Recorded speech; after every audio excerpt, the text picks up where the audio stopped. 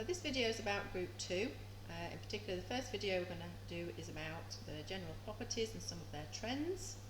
So as you can see there's a table for electron configurations. You could take a few minutes and fill out the electron configurations, in particular trying to remember the shorthand versions for some of the group 2s.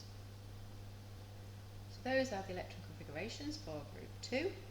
As you can see, they've all got 2 outer electrons at the end of their electron configurations. That shows they're in group 2.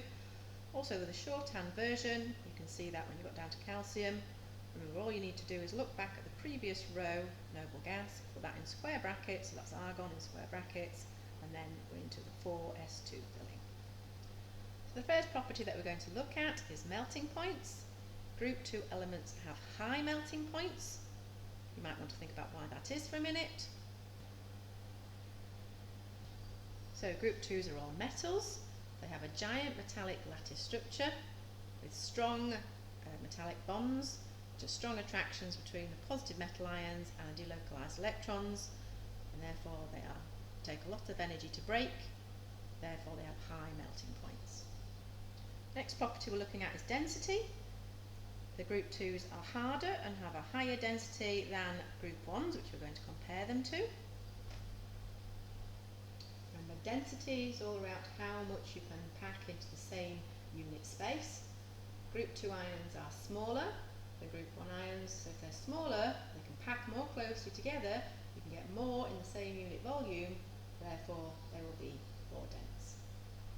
Looking at the reactivity of group 2, they will all have similar properties because they have similar electron configurations and similar number of outer electrons, i.e. 2. The appearance of group 2 compounds tend to be ionic, so white crystalline solids. So that was some of their general properties. Now we're going to have a look at the trends, in particular the trends as you go down group 2. Looking firstly at atomic radius, what would you expect? What would the trend be as you decrease the group, and why? A little think about that. Pause the video.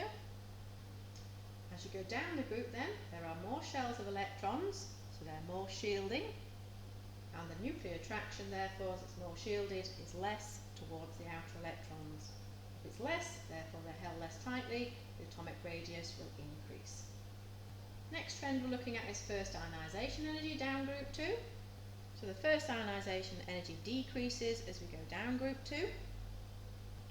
Again, as you go down the group, there's more shells of electrons, so more shielding, therefore less, weaker nuclear attraction towards the outer electron, therefore it's more easily lost. If it's more easily lost, the first ionization energy is going to decrease.